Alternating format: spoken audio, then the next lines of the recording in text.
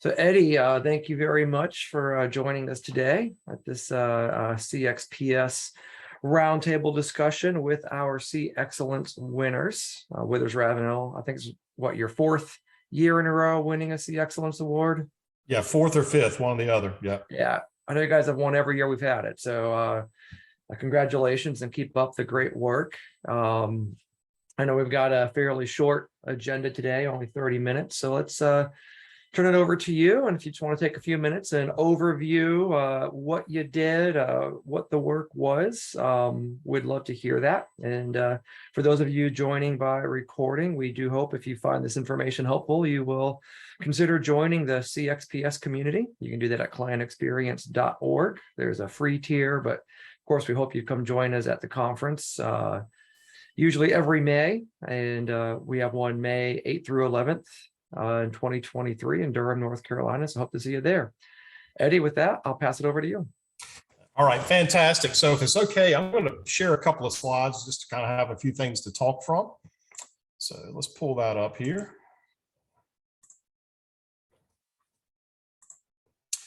All right, so again, my name's Eddie Staley. I'm a Client Experience and Innovation Officer for WithersRavenel. I've been with the firm about 20 years. Professional land surveyor, GISP, so I actually practice in the area too as well.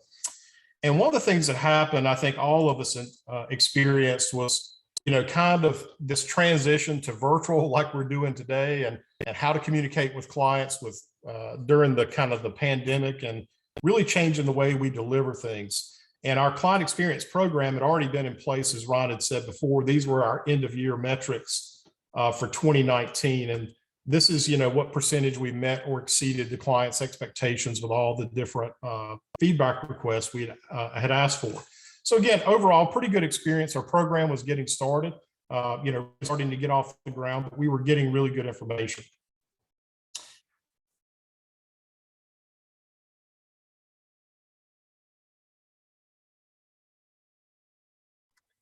Looks like Eddie's router needed to be rebooted again. I think we just lost him. All right. Give him a minute to see if he comes back. Just always about talking about the project that we were working on, but it was also, hey, how are you doing? These meetings, these standing meetings that we have at 8 a.m. in the morning, is that working for you okay now? Again, a lot of us were juggling in-home schooling or Zoom schooling and those kind of things like that. And immediately, this is what we started to see from our feedback scores. And I thought it was kind of interesting. Again, accuracy was one that was maybe a little bit of a surprise, but helpfulness and, responsiveness, I expected those to go up because, again, our engagement level had gone up as well. And so it was kind of interesting to see immediately through the feedback process how that conversation we were having was really making a big deal, big difference for our clients. So move forward a little bit further, and what kind of happened? Well, eventually you had to kind of put your head back down and start working again, right? And we started to see that client engagement fall off, and immediately we started to see those things show up in the numbers. Now, the good thing we saw was our schedule and our budget. We were doing a really good job on delivery. Our clients were appreciating the delivery aspect, but they were starting to miss that engagement level. Somehow or another, we were just starting to miss that engagement.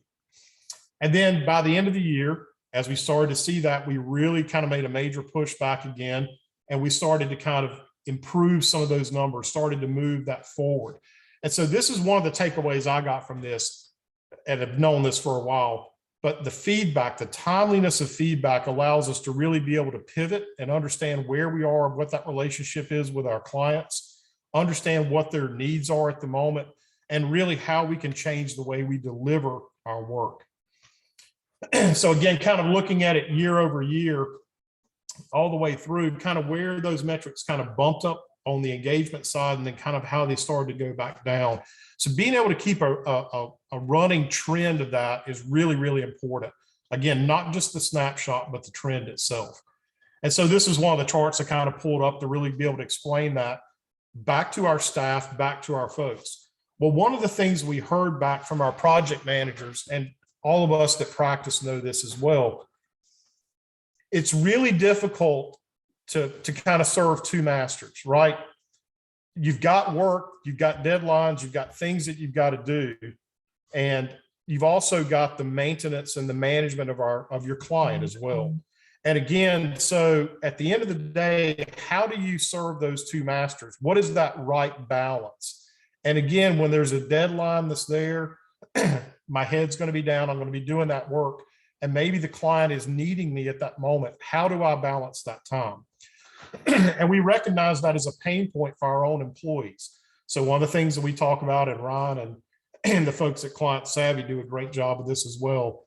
It's not only the client experience, it's also the employee experience. It's really hard to have a good client experience if you're not having a good employee experience. And so we said, how do we relieve that pain?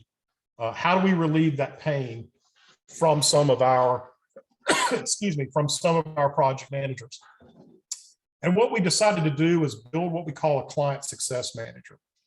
And I kind of think about them as really not as much managing the day-to-day technical aspects of the project, but managing the relationship that we have with that client. And in particular, where we really honed in on that is where we had multiple projects with the same client that in particular were coming out of different service areas or different practice areas inside of our company. So think about some of our local government clients. We may be doing a splash pad, a new pump station, a sanitary sewer extension, a new park. Each one of those practice areas have technical experts that work and practice in those areas and would be project managing those. What we did is brought all those project managers underneath that client success manager. The technical work was still being done, but that project manager now wasn't responsible for managing the relationship and a lot of the communication with the client. That was all being handled with the client success manager. So again, what does that do for our clients? Well, one, they have a single point, a holistic, single point of contact, a holistic view of the projects. Some simple things we did. Our billing cycles are different for each one of our practice areas. Now, all of the invoicing came underneath one packet. It was delivered at the perfect time for our client because they do processing for invoicing on a given day. Again, those kind of small tweaks that our client success manager was able to dive into really made a big difference. They received a consistent experience across all their projects, the same level of communication. And again, we were actually able to find some efficiencies too, where we were sending survey crews or maybe some other field operations out. Well, we could do that for 2 or 3 projects where maybe the project managers didn't understand or see that correlation from other groups. And again, the client gets a customized solution to their project challenges. That one client success manager has a much broader view of everything that's going on with that client. It really made a big difference. And then on the flip side, how does it help us? Again, we can spread work across multiple teams. We can really let the practice areas focus on what they do best, which is design and delivery of projects. And again, take some of that load off of them. The other thing basically as well is those CSMs can really provide an additional layer of QA/QC throughout the project, act as mentors with younger staff, and really start to help them focus again on how they can deliver the highest quality work and really allow them to focus on that junior staff. So again, we have a client success management team that's made up of a wide array of individuals. Some of these individuals came from the local government market, were past city managers, past city engineers, public works directors. Some of them were past developers for our private clients. So again, it also allows us to tap into a broader resource pool of professionals. And again, in the market that we're in today, trying to find really good qualified individuals is a very difficult thing to do. So if I can go find skill sets in other industries that translate into ours and adds value to our clients, adds value to our employees, that is a really, really big, big advantage, in my opinion, for our company. Again, I mentioned we track all of this data. We keep historical data. All of this is basically tracked back inside of a Power BI dashboard, so I can look in real time and see exactly what's going on with every client, both from a profitability standpoint and from a client experience standpoint. Again, this little dot down here, that's a worrisome dot. right? We're doing very well profitability wise, but the client's not having a good experience. These things pop up immediately and we can start to address them as quickly as possible. So with all that said, this is where our 2022 year-to-date experiences, client experience metrics live today. We're basically in that 98 to 97% meets or exceeds expectations from every one of our clients. Again, we've actually grown the number of surveys or feedback requests that go out. That was with a major change of taking that burden off of the PM and putting that back to project coordinators. And then the last thing, our year-to-date net promoter score is currently setting at a 77. Again, our general goal is we like that to try to stay right around that 80 mark is where we try to live with our net promoter score. So again, you know, our program, like every experience program, always has room for growth, room for learning. And again, it's fantastic to have a great cohort and a set of peers to be able to share experiences, what's working, and you know, some ideas that can be shared across each one of the different cohort groups. At the end of the day, everything that we do with our client experience program is really focused on these three things. How do we improve the client experience? How do we improve our employee experience? And again, how does this drive profitability inside the company? Are we getting a return on that investment? And the answer is we are. We track it and we can quantify it. So with that, I'll stop sharing and kind of turn it back over to you, Ron, or if anybody has questions or kind of next steps. Eddie, thank you very much for that. I appreciate it. Always a great story and love all the details and the thoughtfulness you put into it. So are there any questions for Eddie? John? I've got one. Hey, Eddie, John Peters. I'm with FGM Architects. We are just on the cusp. I was at the conference, but wasn't able to sit in on your session. I was sort of double booked there. But if you're back next May, I'll sit in on it. Look forward to that. And you know, we're on the cusp of starting this journey. Okay, we're going to be under contract here with Ryan shortly and get rolling. We're about 200 employees, offices from DC to Milwaukee, Chicago, Texas, St. Louis on the architecture side, community architects. So a lot of our clients are municipal, higher ed, K-12. And one of the things, one of the components of quality that you guys measure, is that the quality of, quote, the project and the deliverable, or is that the quality of their experience working with Withers? Yeah, so that quality measurement is actually the product that we deliver. Okay. Did they feel like they received a good quality set of plans? Did the budgets that we set, the cost opinions that we gave them, was it accurate? Was it Yes. Was it of the quality they expected? Yeah.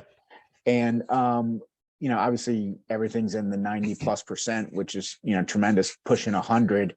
And then your initial slide was 2019, sort of pre-COVID. Had you guys had a formal program prior to 2019, or is this something that you maybe were doing bits and pieces of, but you sort of had to put some structure to it?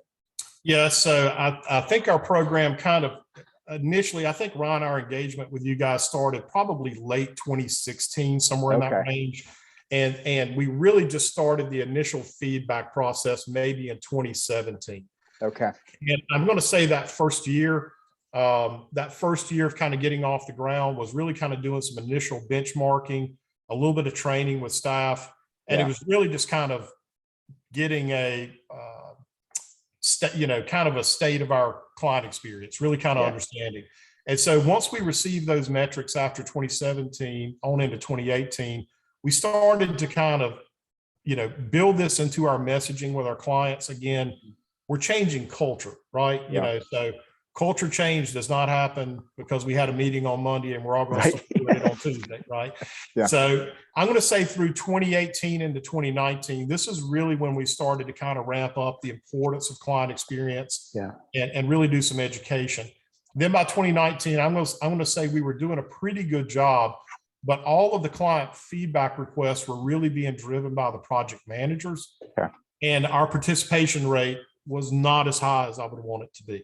Got it. And so that was something we were struggling with in 2020. That was starting to pick up. And then once the pandemic hit, I think people really started to understand the importance of it. Yeah. But then also too, around that same time, as I mentioned, we implemented what we call project coordinators, which are really kind of an administrative task master, if you will. Mm-hmm. And we tried to pull as much of those administrative and management type things off of our project managers so they could just hyper focus on the work. Right. And when we did that, we saw, I mean, on average now, you know, we're a 380 person firm. Yeah. On average, we're sending out probably 150 to 200 client feedback requests every quarter. Wow. So, yeah, so, you know, that program is getting an immense amount of data back, and that data is extremely valuable. Mm-hmm. Again, particularly when you can tie it back to your profitability as well. Yeah, that's awesome. Thank you. No, thank you. Great question.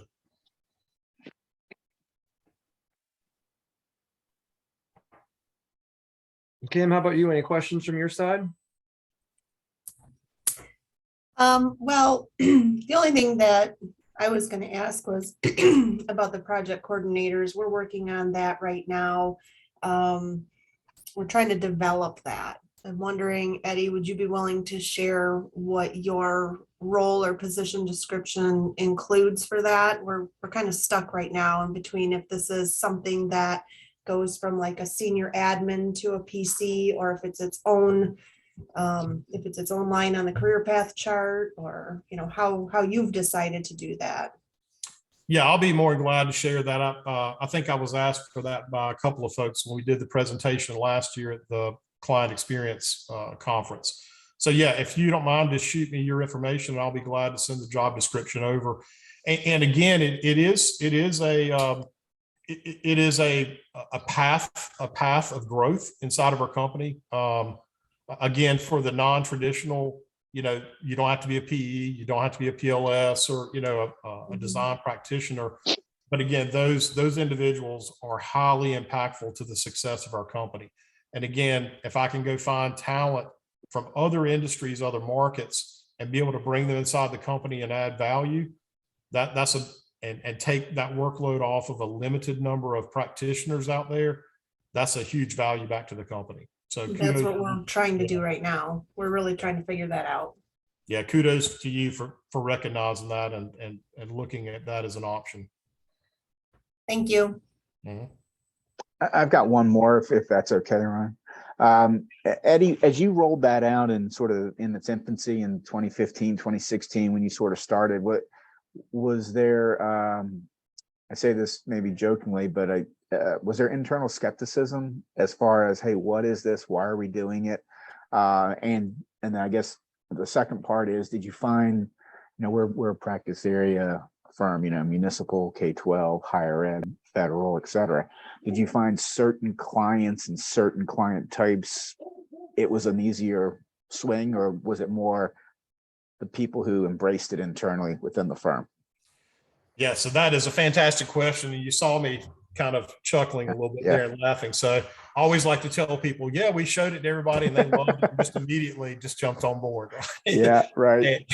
And the answer and I say that from somebody who's getting ready to do this and trying to, you know, have empathy, but also anticipate what I'm going to do. So yeah.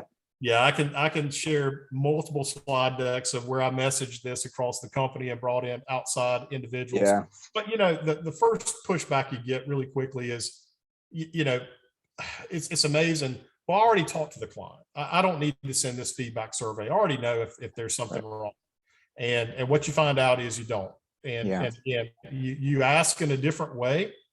And again, kind of behind this firewall of the feedback request, you're going to get different answers than somebody might tell you in person, right? For sure. Absolutely. Number one, okay. Number two, the other thing I would say is a lot of people were like, I don't want to do that. You know, I just don't feel comfortable with it. Or what if I get bad feedback? So what is it, Ron? There is no bad feedback. Is just feedback. Just because we don't know it doesn't mean no such thing as bad feedback. That's right. That's right. Yeah. You know, and we have a saying inside the company, you know, bad news or bad feedback, you know, bad reports back are not wine. They do not get better with time. The sooner we can find that, the better I can address it. And so one of the great things that comes out of this, I use all the time. Hey, send the feedback. Based on our metrics, you've got a 98% chance that your client's going to go 2 thumbs up. You're doing a great job. Yeah. So again, there's nothing to fear about bad feedback, as they would call it. Again, there is no bad feedback. The other thing I would always told our staff, I love it when a client gives us, like, so on the feedback score, it's defaulted at 4, met expectation, right? I actually like it when a client gives me a 3.9, because that tells me there's like one little small thing that I can tweak or we can talk about. Yeah. And if I make that change, one, they were heard, they saw us respond. And the next feedback, I'm going to see that number go from a 3.9 to probably about a 5.5 to a 6. Right. And it was something that really didn't cost us a thing. It was just listening to the client and understanding we were just light work. And so, I mean, there have been a lot of clients where, I showed that one dot earlier. We were able to turn that client totally around. That was a highly profitable client. We enjoyed working with them. They had a bad experience. We were able to address it and turn it around. How much would it have cost me to replace that client if I lost them? And so client retention is a big part of this as well. So and in the municipal, I'm a fan if you can't. I'm a fan. If you can't absolutely. tell. And the municipal sales cycle is a long one. So once when you're out, you're out, and getting back in, not that you don't have the chops to do it, it can just take a while. It can take a while. And again, like all clients, they don't live in a bubble. They communicate with the other communities around them. Right. So for sure. Thank you, Eddie. Yeah, no, thank you. Fantastic question. And again, this is a really good cohort of folks that, that Ryan and the folks have built there. Again, anytime I can help, anytime you just want to bounce an idea off or whatever. Great. Again, that's what we're all here for. Again, I want to learn from your experiences as you go through your journey. You're going to find out something that I haven't learned yet either. Yeah. So. Great. Thank you. It is a small but very cool community. I do enjoy it. It is great. Yeah. You guys make it wonderful. Eddie, one other question I had on how you're finding and recruiting client success managers.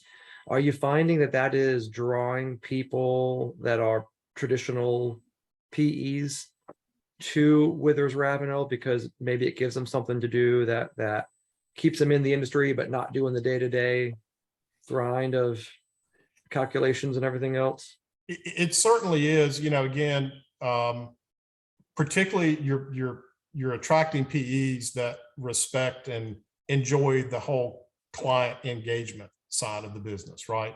And again, that's not to say that we don't want to hire PEs that are like, I just want to do the work, right? That's because we need those as well. Absolutely. But again, it certainly helps us draw the right kind of candidates for those type of practices.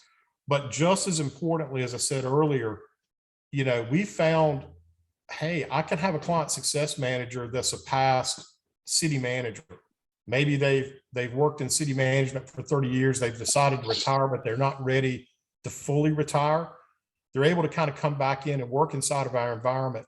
And they know the client that they're working with. They understand the pain points. They understand what it means to have to stand in front of a council and talk about a project being over budget or behind schedule, those really difficult conversations. And so we've found a lot of value being able to pull from other industries, bringing in those skill sets that exist there that we're able to leverage inside of our own company. And again, that's helped us close that talent gap in some areas. Again, because if I've got a PE that's got to be a seller, doer, client manager, practitioner, training staff, I mean, there's just not enough hours in the day. So some of those things those responsibilities I can peel off of that individual, it becomes a force multiplier for that staff member. Excellent. Any other questions before we get to the end of our 30 minutes? No, it's been great. It's always good to learn and listen, and somebody who's done it and had success. I love these quick hits. It's always kind of fun coming in here and getting a fast dose of value in the middle of the day. So thank you, Eddie. No, thank you for the opportunity and all you do to build the community. I really appreciate it. Sure thing. All right.